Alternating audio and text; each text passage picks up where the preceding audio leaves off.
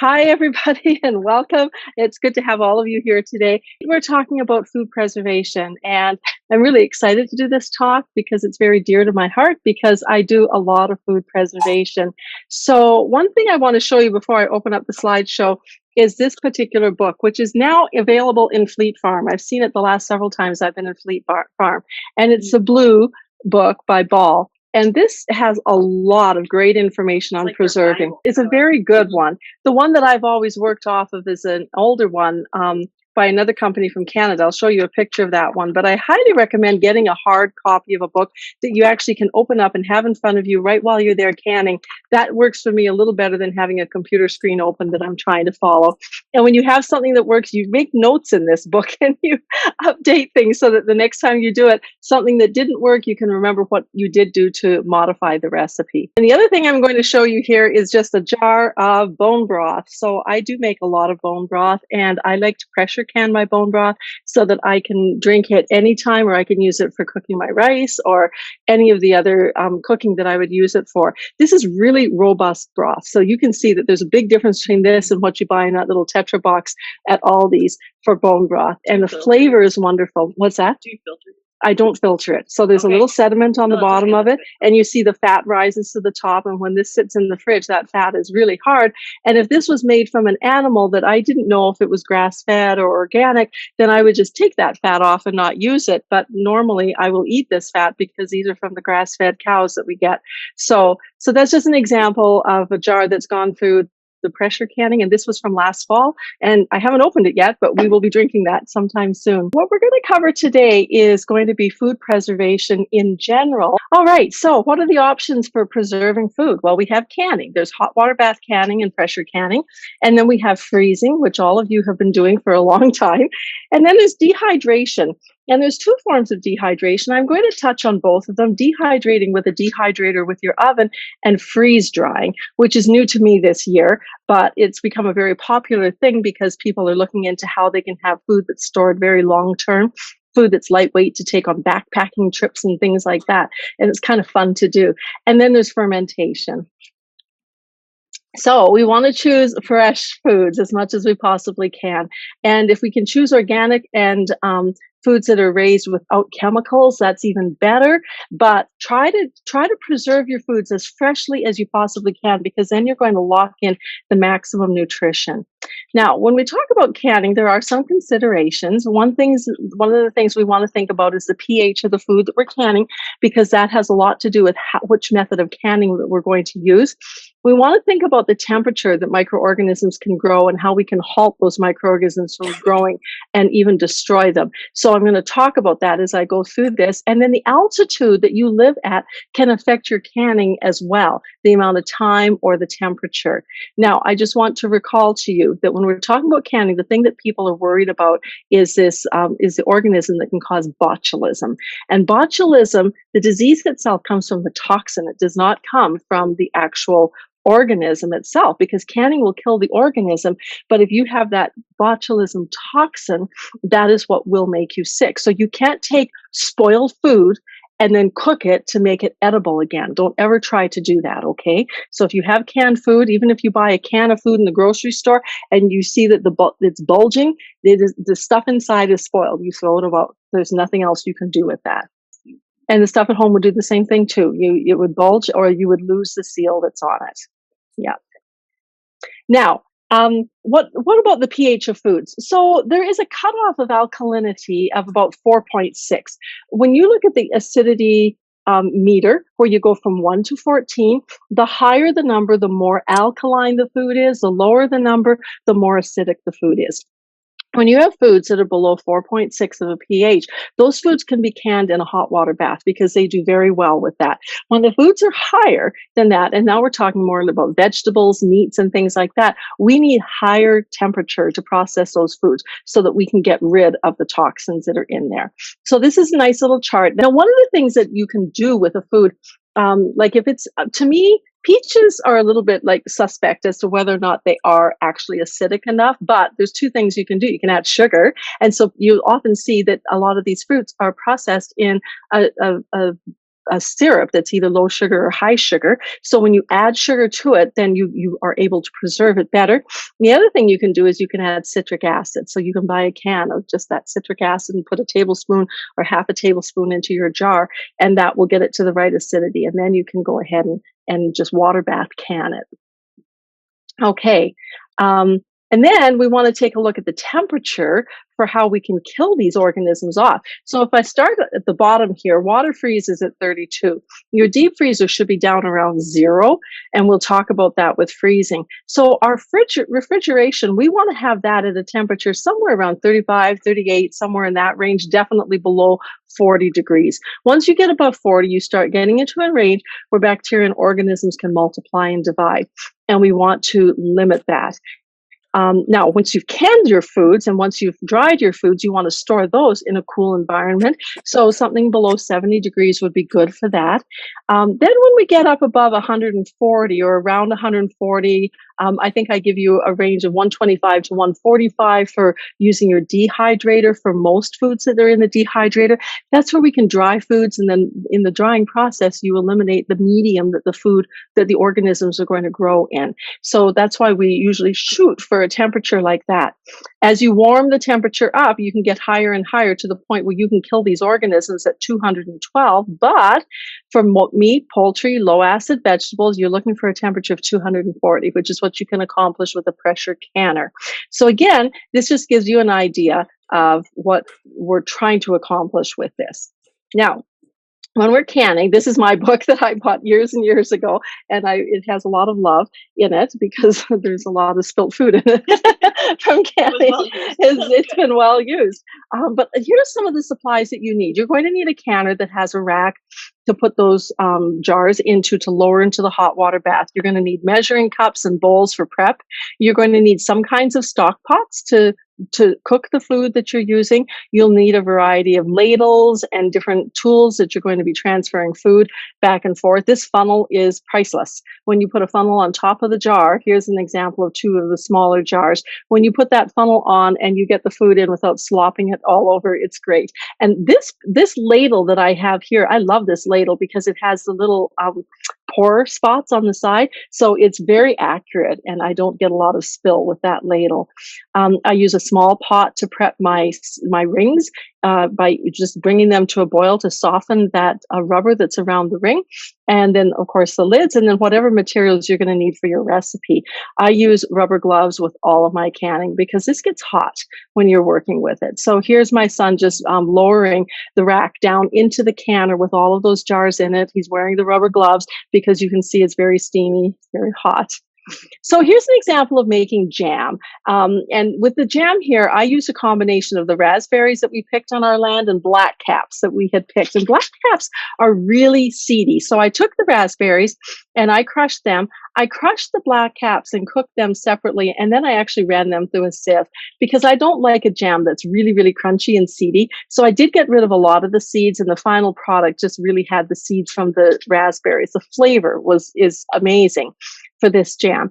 Now you have to look at some kind of a pectin if you're making jam, and these boxes of pectin come with recipes. Please follow the recipe really closely, because if you don't follow the recipe, you're going to end up with difficulty. I really like this particular one. If you can go online and find Mrs. Wage's fruit pectin, that was very nice because there was a recipe on here that allowed you to make the jam with your fruit with 0 sugar, up to 3 cups of sugar, and that is a lot less than the sugar that you need for a regular pectin kind of jam.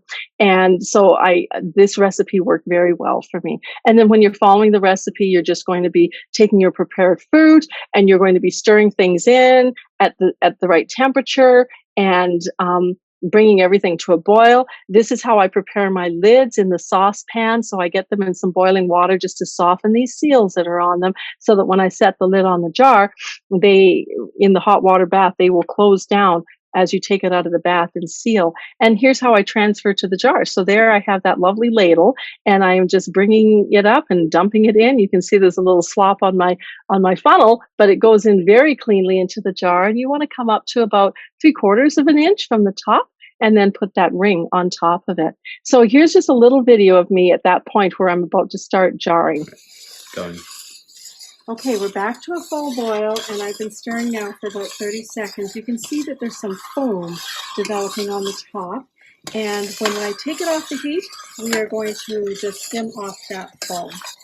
So we just have a few more seconds. And the thing I like about a stove that's made with gas, the gas stove, is that when I turn off the heat, I've turned off the heat. But if this was not a gas stove, I would probably remove it from the heat, okay? But I have everything set up here for us to go ahead and can. Okay, that's 1 minute. Turning off the heat. And now, to skim off the foam, I'm just going to draw the foam towards me. And then I'm going to take it and add it to this bowl.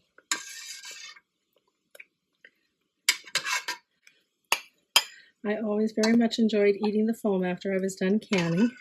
And the foam just doesn't give a nice top to your jar of jam. So it's nice to get it off of there. Okay. Now, I boiled some more water that we'll be able to add to our canner if it's not enough. So I'm going to take the lid off the camera. It's very steamy hot. And I'm going to add the rack so I can put the jars into it. And now, these have boiled as well. These are my lids. So I'm going to start with these size jars. So there's different sizes here. I have pint and half pint jars. And it just depends on what you would like. So as I put the liquid in here, very hot, I come up to about half an inch below the top. There we go. And then I move this over to my next jar. I grab a lid. Sometimes you grab two lids with this little magnet. There we go. And as long as the rim was clean, it's okay for me to now put the screw cap on. I'm going to make it finger tight, not wrist tight. I like putting in the center first so I don't unbalance things. Okay, we're going to keep adding to the jars now.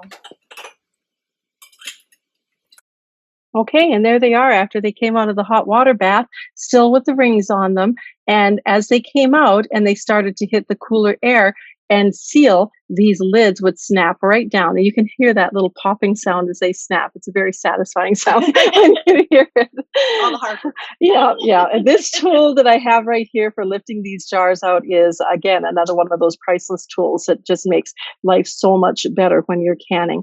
Now, I like to can peaches as well, and I get peaches from the truck every year, and I always plan around this. I do not like using a sugar syrup for my peaches. I use organic apple juice. So I buy that sometime in the spring or summer when it's on sale. And then I just heat the apple juice in every jar that I'm putting my sliced peaches in. I will add some citric acid, maybe a tablespoon or so. And then I put that boiling juice on top, and then I can it the same way that you just saw there. So for people who are used to really heavy syrup, my peaches are really sour. My family's not used to heavy syrup, and so they don't mind it. And it's very good when we put it onto other foods, and sometimes they will eat it on ice cream or things that are sweeter. But if I eat it on yogurt, it's very good. So you pick apple juice because of the sugar content? Nope. Or why do you No, I pick apple juice? juice because organic apple juice is. When my kids were little, that was the juice I fed them, was apple juice, more than any other juice, and they would usually drink it diluted. But I felt like that's it's a fairly nutritious juice, and I didn't want them just eating sugar, because that syrup that you buy with canned peaches, it's just sugar, and I want the syrup to be useful for something.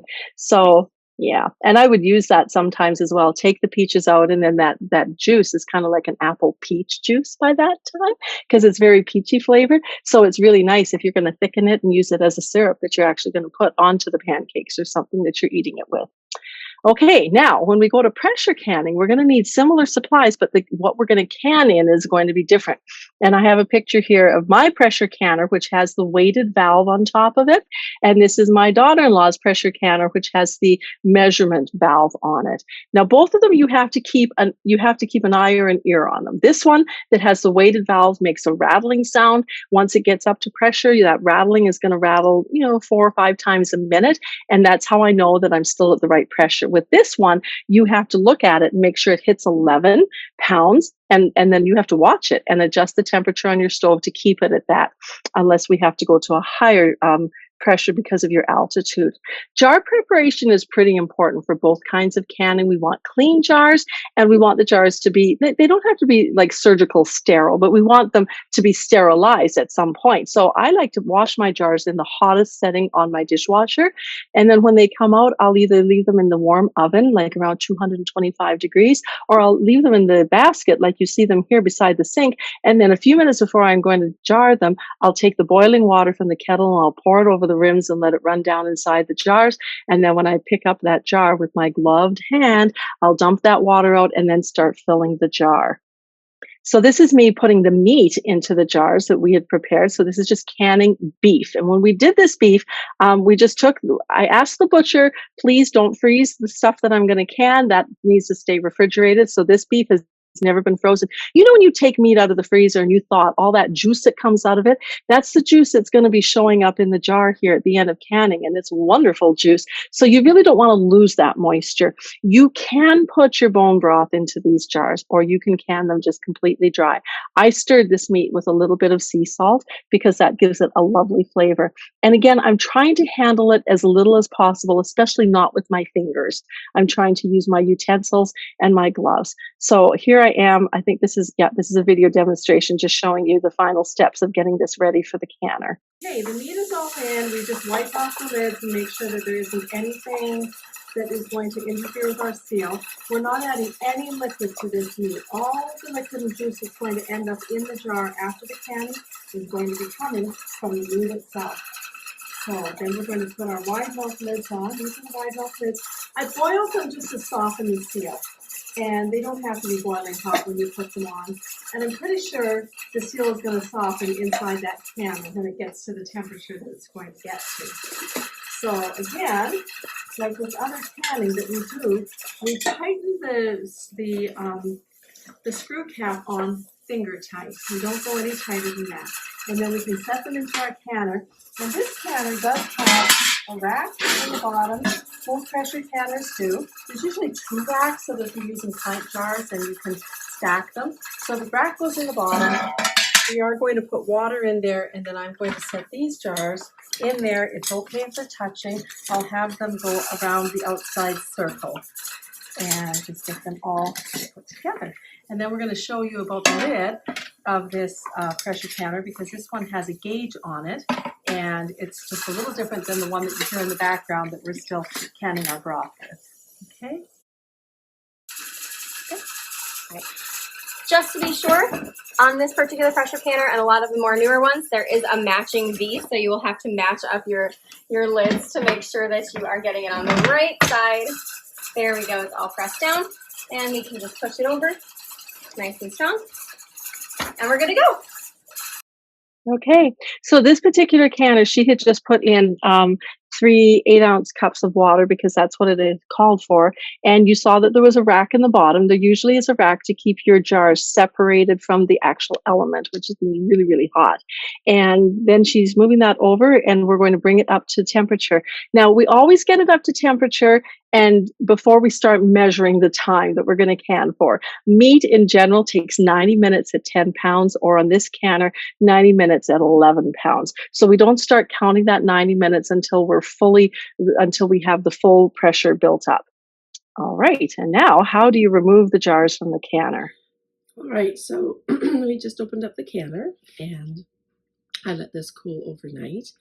And so these jars are actually cool now. There they are. And you see how much juice is in there compared to the meat. So you take them out of the canner and just set them very carefully over onto the cardboard or wooden board spot that you have set up for it.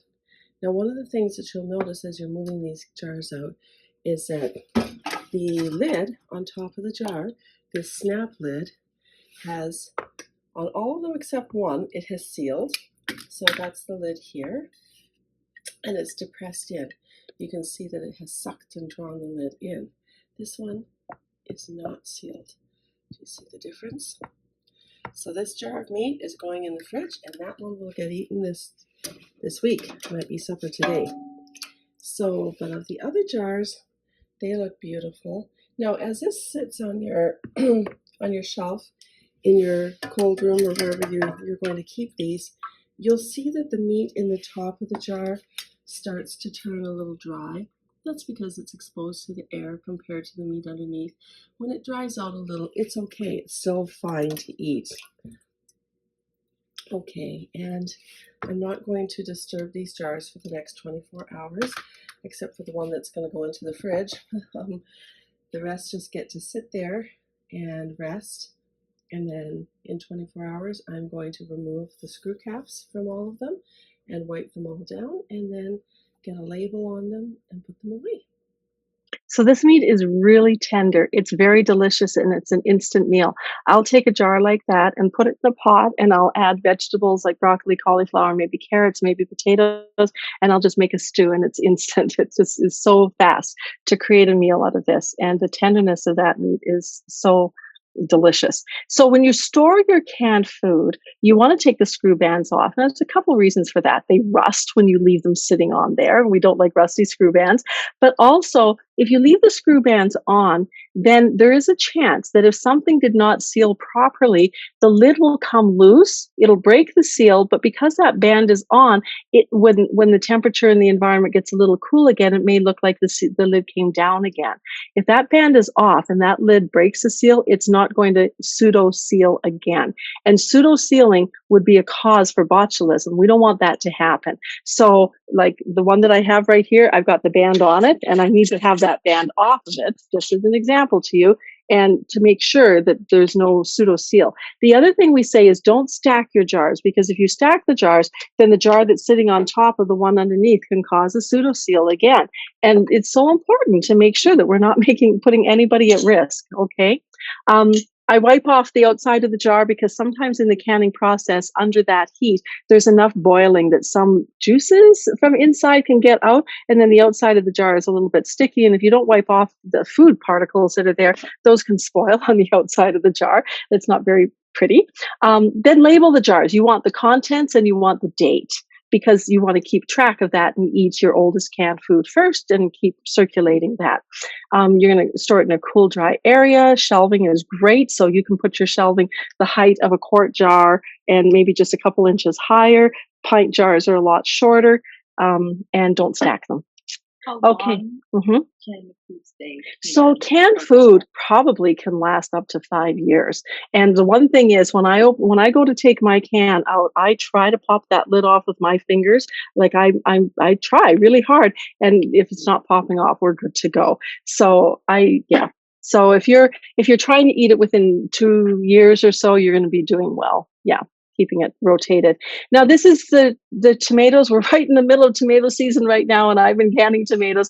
I like making stewed tomatoes where I chop up the celery and the onions and the pepper and I saute that, and then I add my tomatoes into that. And because this is ready to go into my chili or my spaghetti sauce, or if I'm making soup. So this is a delicious way to get it all prepared. And again, instant meals are great for all of us because our lives get busy. So one of the considerations with canning is the altitude that you're at. If you look at the chart here for boiling water bath, if you're above 3,000 feet, well, if you're between 1,000 and 3,000, you're going to add an extra 5 minutes to your processing time. So if your processing time for the jam might be 15 minutes, now I'm going to make it 20. If it's 10 minutes, I'll make it 15. But then the dial gauge also goes higher. Now, I live in Polonia, so my altitude is about 1,000 feet. So I actually don't adjust my pressure. But if I lived in Wausau, where I'm at 1,200 feet, I would want to add a little more weight to that. So if it was my canner that has the weight on it, I would use the 15 pounds. If the temperature is going to get higher, you're safer to go higher and hotter than to go lower. As for the dial gauge, though, you can stay at 11 pounds up to 2,000 feet, and then you can go up higher from that. One other thing I just keep reading, I don't own a dial gauge, but I do keep reading that you have to get that dial inspected annually, and I'm not even sure where to do that. I read that the university has places, yeah, that can check that, because if the dial is no longer accurate, then you won't be doing accurate canning. So if that's the kind you have, consider that. You could possibly call your public health department whatever county you live in, Yeah. they probably would have Okay, an so answer, I would contact the guess, public because health of the department to see safety. what they have. And you could even just try to Google it and just Mhm. see where you could get those Yep. checked at. The companies that sell those canners would also have recommendations on how to check those dials. Okay, so the next thing we're going to talk about is freezing. Freezing is fun, it's easy, it's quick. You can take your leftovers after supper and just freeze it. And so that's really nice. I'm a pro at that one. A lot of us are pros at that. And then it's ready to eat again. You thaw it out and use it. Now, of course, it is a little bit delayed to eat because you have to thaw it out. But with freezing, we are essentially trying to maintain the nutrient value as much as we possibly can, the vitamins and the enzymes in the food. But I'm going to talk in a few minutes about blanching. Blanching kills the enzymes, and that will help to preserve the food longer in the freezer, because if those enzymes start working on the food in the freezer, then they're not as fresh, they're not as good. Freezing requires space, and that's been a problem for me, and it may be for you already as well, which is one of the reasons why I've been getting more into canning, freeze drying, and dehydrating, because there's only so much freezer space in my house. So, and if I buy, half a beef every 2 years, I need a lot of space for that. And then I don't have the space that summer to put up the vegetables. So that's a consideration. When you're freezing, I've been doing this more and more, triple bagging, vacuum sealing. That's really very helpful. And when you vacuum seal, if you buy the bags that go with the vacuum sealers that you can buy different heaviness of those bags as well. So it depends on what you're freezing. Freezer burn decreases the flavor and the pleasance of your food. It doesn't necessarily spoil your food, but it doesn't taste so good. And I'm sure the nutrient level is lower than when you're not having freezer burn. Rotate that food every year. Dump the whole freezer out into boxes, clean it out, and then start putting the newest food at the bottom and get that old food moved to the top, because it's crazy how you can find a chicken that's like several years old in the bottom of your freezer. Now, whenever you butcher, it's a good time to do that. Now, I'm going to give you a note about breast milk, because if some of you are breastfeeding or you have children who are having grandbabies and they're being breastfed, this has been my experience, and I've seen this play out with other people as well. If you freeze that breast milk in the freezer of the fridge, that's a defrosting freezer, and that has a thaw cycle. And that can damage that milk so that it does not last as long. You might read, oh, the breast milk can be frozen for like 6 months. That's not true up in that freezer. So I was visiting one of my kids, and we wanted mom to go out while my son and I took care of grandbaby, and the baby was only about a month old, and we took a bag out of the freezer, and the baby wouldn't take it. And I said, honey, taste that milk. And he did, and it was not good. And it had been sitting in the freezer the whole time. She had it immediately in the freezer. So get that milk into the deep freezer as quickly as you can. If you don't have a deep freezer, get it into extra bags and Ziploc those bags as well to try to protect it even more. Okay.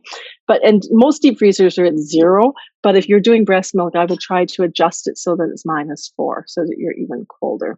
Okay, this is what it looks like to do a vacuum seal. And it's just so cool, because it just sucks all that air out way better than you can sucking it with your, with a straw. and a lot of people will go and buy meat, and then they'll break the meat apart and freeze it into smaller portions in their freezer. And then vacuum sealing can be a great way to do that.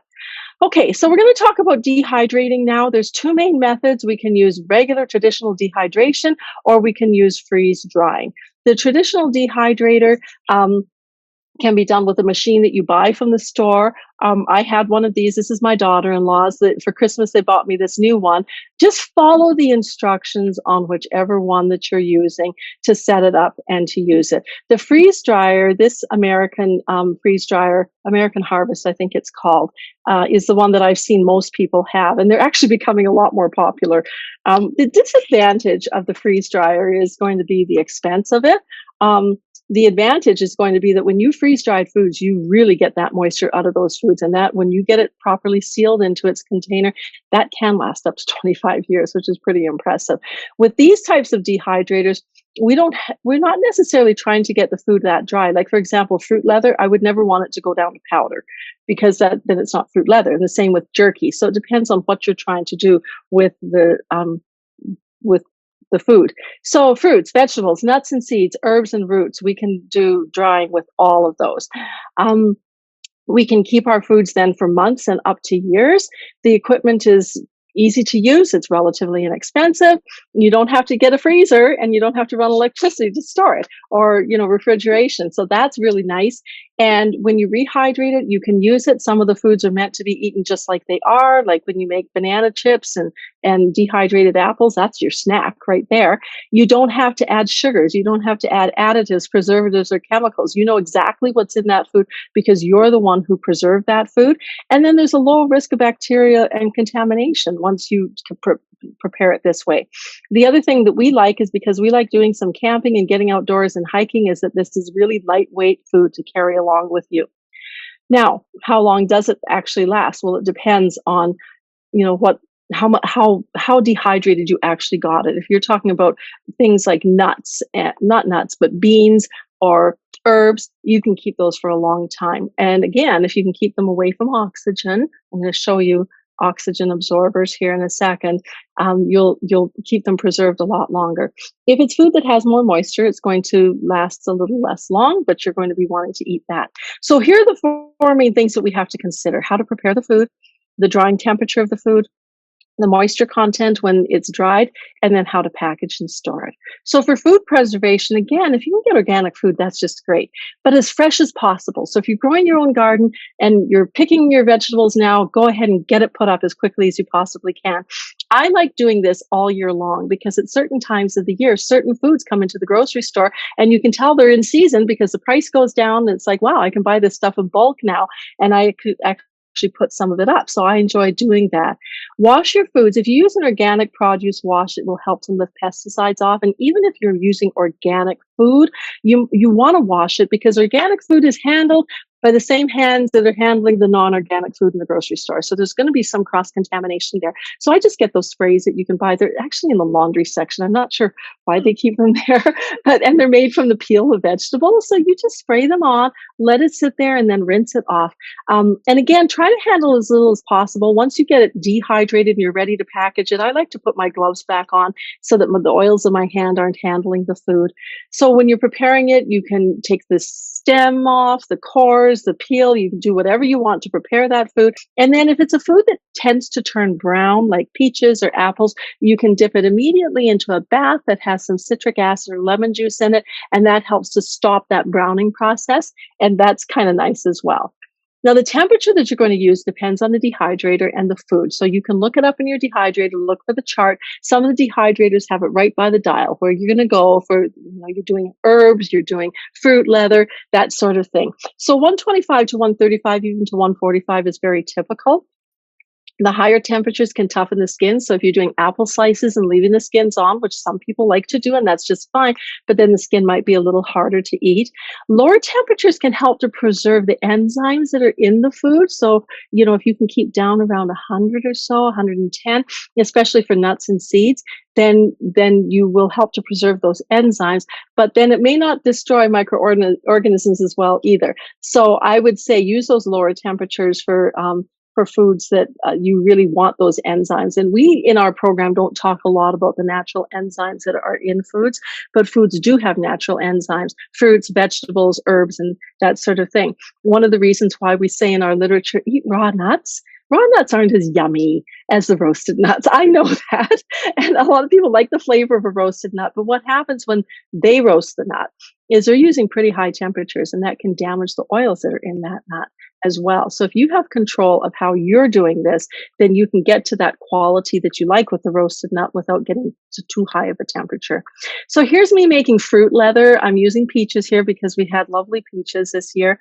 And in my dehydrator, there is a dry sheet, and I don't know if you can tell it very well from the picture, but on top of that grid that I have there is a plastic sheet, and I sprayed it with the olive oil, and then I went ahead and I poured the peaches that had just gone through my blender onto the surface of that. And then after I get it all poured out, I just kind of jiggle and shake the tray a little bit to get it as even as I possibly can, and then I pop that right into the dehydrator. And then I set it usually for about 6 to 8 hours, but I keep an eye on it after a few hours. I'm looking to make sure that there's no moist spots in the middle of it. And I don't want to over dehydrate it because then it's just really crispy. It just kind of crumbles, and we want the leather to have a leathery texture. So there it was when it came out. I'm just separating it from the edge. Now you can buy these sheets made with, what are they made with? And they're no stick, but it actually says on the package that this surface has been known to cause cancer. And so I'm kind of like, don't you? Yes, it's like a Teflon coated, no stick sort of thing. So I don't get that. I just get these regular plastic ones, and then I do a little bit of a spray with some olive oil, and that seems to work well for me. One other thing I like doing with fruit leather, this is my little trick, is in the fall when we have plentiful apples, and this year we will have plentiful apples, I make a ton of applesauce. And then the next year when I get the berries and I get the peaches, I cut it half and half, applesauce with plums, applesauce with peach. And it's still very delicious, and it goes further. Okay, so for nuts and seeds, here's an example of the different kinds of nuts and seeds that you can do. Of course, it doesn't make sense to do already roasted nuts and seeds. It makes sense to do raw ones. Now, one of the things about nuts and seeds and legumes is that they have chemicals in them that will hold that nut, that seed, that legume in dormancy until it's time for it to start growing. Those chemicals are called phytates, and the phytates are hard on our gut. So when we diagnose patients with leaky gut and there's inflammation, that sort of thing, we know that eating these foods can actually aggravate that, and that's a problem. So one of the things that's recommended is to soak them, and if you can soak them and get that little seed moving out of dormancy into the growth phase, then those phytates disappear so that now the enzymes can start being active. So now you've activated the enzymes. That makes it easier for you to digest it, and you're getting rid of the phytates. But once you've soaked that seed for 4, 6, 8 hours, it's soggy, it's yucky to eat because it doesn't have that nice crunch. And so that's when you want to dehydrate it. So that's the process that we recommend. Basically, you want to soak several cups, 4 cups of nuts into some filtered water with some sea salt.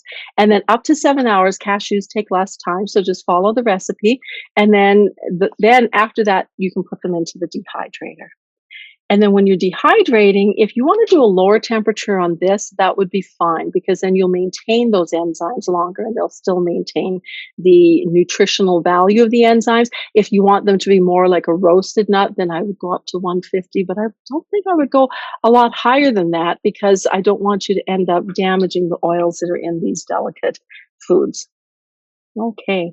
Now, herbs are another fun thing to dehydrate. When you see bulk herbs in the store, when you go to the farmer's market and there's just a gazillion pounds of parsley and sage and different herbs there, you can go ahead and do these. In spring, we get chives. They just pop out of the ground right away in the spring. And that's a good time to chop a bunch of them off and then get them dehydrated, and you use them all year long. So peak ripeness is when you're looking for it to try to dry these.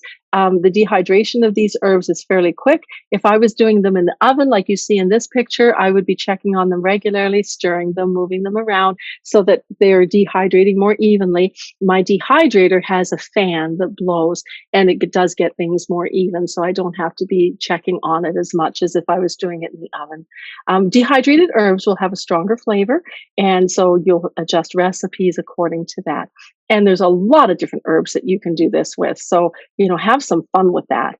I'm dehydrating also onion and garlic too this year. So some things that I'm dehydrating, I'll actually take my machine outside and I'll let it run under the eaves, like on the porch, so that the strong smell isn't permeating the house.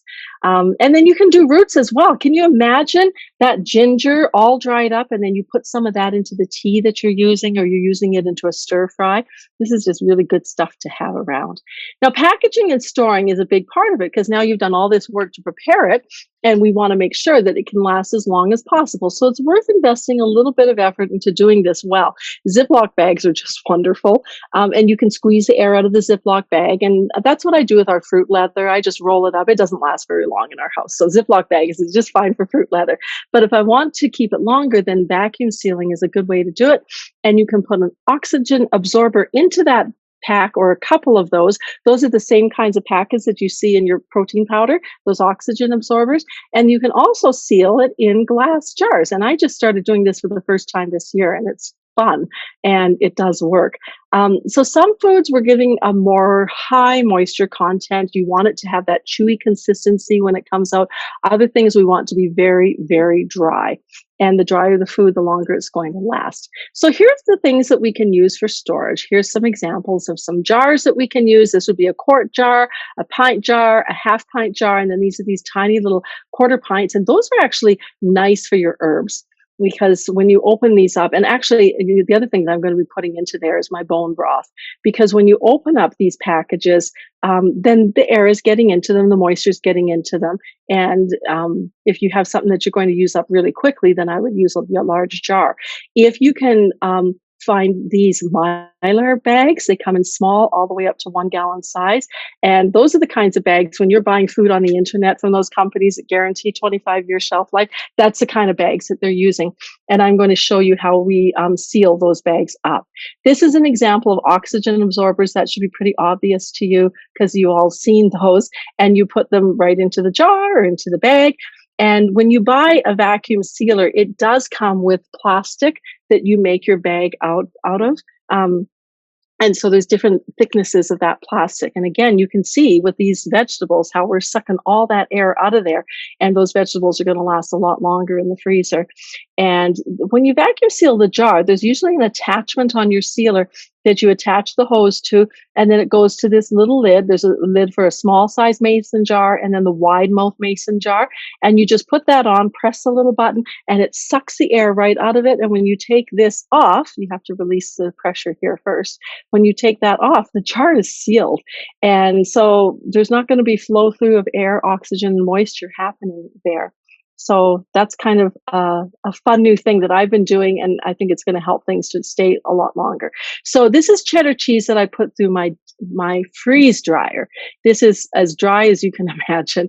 And I filled the Mylar bag up, and then I zipped the bag across here, and you can see there's the little tab where you're going to rip the bag open when you're going to open it. So we want to put our seal across above that tab. So I put it into the sealing machine and I press it down. I always seal it twice just to be sure. And then there it is, the crumpled area that is sealed across there. So this bag is ready to last a very long time. So I just gave you a little teaser about freeze drying. This is an example of the freeze dried cauliflower that I'm about to show you. But what I want to show you on here is how this little device works for us to go ahead and close it.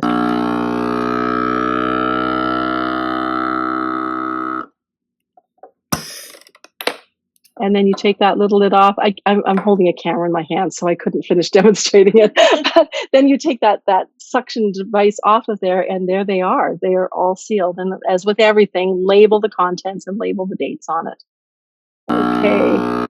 All right. And then this is the cheese that I made. And I imagine that when we eat our cheese, we're going to go through it really quickly. One thing I have found with the freeze dryer is if there's a lot of humidity in the house, like there is in the summer, you got to handle this food very quickly when you get it out of there, because condensation can start to spoil the benefit of all of that drying that you did. Okay, so why freeze dry? Well, we can preserve foods longer, up to 25 years. This is really helpful when you have high water content foods. It's not as useful for high fat content foods. I have heard of people freeze drying butter. So I haven't tried it yet. I'm not sure exactly how that would work. I know you can freeze dry milk and probably whole milk. So it would be interesting to see how butter works, but I haven't done that yet. It's really lightweight for taking with camping. You rehydrate and you can restore it for use, and you can preserve. This is the best method for preserving all the nutrients in your food. And then again, when you're freeze drying, just like when you're freezing, you can blanch the vegetables to get those enzymes less activated if you want to. The benefits, again, it's very long-term storage, and foods that aren't able to be dehydrated well, like bone broth, can be freeze-dried, and you have a really amazing product. The disadvantage is that it takes a lot longer in the machine. It takes about a day and a half to freeze-dry something like bone broth, and the equipment is a lot more expensive. So it's kind of nice to kind of go in on it with a community of people like we did. Okay, start fresh. pick your cauliflower, go out to the garden. When you come in with your food, now it's time to start working with it. This is me blanching, and after you've dipped it in hot water, you want to cool it.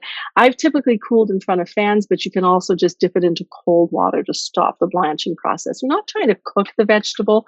You're really just trying to get it to that state where you've stopped the enzyme activity. And there's a little chart that is also in your packet. And then you can go ahead and seal those up as we already showed you. Other foods that you can do, I've done scrambled eggs. It's kind of cool. They come out like powder and you can reconstitute them. And it's really hard to tell that those aren't just fresh eggs. Yeah, it's amazing. Bone broth, I'm going to show you a picture of that here in a second. You can do chili, spaghetti sauce, like meals. You could do like a rice and cheese or rice, cheese, and chicken dish. All sorts of things can be freeze dried, as you know, because you can buy foods like this to take camping. Oh, maybe I didn't show you the picture of the bone broth. So when I did the bone broth, when it came out of the pan, it came out in little chunks, but it was powder. As soon as you put any pressure on it, it just went to powder. So it's almost like, you know how you could buy OXO cubes? That's what this is. And it's your own broth. So it's really good. But again, as soon as it starts getting moisture in it, it's not going to stay preserved. So my intention would be if I open a package of dried bone broth, it's going to probably live in the fridge for the week until I get it used up. Okay, now we're on to fermenting. Okay, full disclosure, I'm going to be honest here. I have not done any fermenting. I have done one batch of sauerkraut in my life. I started reading about fermenting a few years ago from a gal who's online named Donna Gates, and I was really intrigued by it. And is more about gut health. And the reason why this is so popular is because this is probiotic. You know, when we talk about let food be your medicine, if any of you are interested in not being on probiotics, but eating it in your food, this is one of the ways that you can do it. And these fermented foods have a stronger flavor. As one of my staff members said, she grew up in a house where food fermentation was going on all the time, and the house smelled like it. So you can imagine that there's a certain odor or smell that goes with that, but it's so delicious and so healthy for you. So there's different kinds of fermenting that we can talk about. Obviously, fermenting dairy products is going to be different than sauerkraut and making fermented pickles. But it's to build the nutrition and to get maximum nutrients into your body, as well as getting the beneficial good flora into your body. The fermenting equipment, you can do some different things with the jars. You can have these little seals on them that can pop so that you can get rid of extra gases. Those would be optional, but my understanding from my reading, and I did quite a bit of reading on this in preparation, is that makes your life a lot easier when you have those extra pieces of equipment. And then storage for fermented foods, you do ferment at room temperature, but then you do need to store them in your refrigerator. And if you choose to can it, you're going to maintain the benefits of the fermented food, except for the probiotic, which will die in the canning process. Okay. So there we go. Extra consideration. Some people may not want to eat it. This is I would say, an acquired taste. Sauerkraut is an acquired taste. We just live in an area where everybody eats sauerkraut. We acquired that taste as children. But for fermented food, kombucha, things like that, it would be an acquired taste, but it's worth going for because it's so healthy. So in summary, we're moving from the garden or from the farmer's market to the kitchen table and doing that over time. When food comes in from the garden, it comes in a whole bunch all at once, and you can't possibly use it all at the same time. So we want somehow to be able to preserve that goodness and have it later. And I guess I'll just say this. We have always counted on having our grocery stores have this food available to us. When I was a little kid, you only got the stuff that was in season. Now you get things in season and out of season, but that might not be true going forward. We just don't know. So the more that you can do to have some of these things for yourself and for your family, probably better off. So that is the end of the presentation.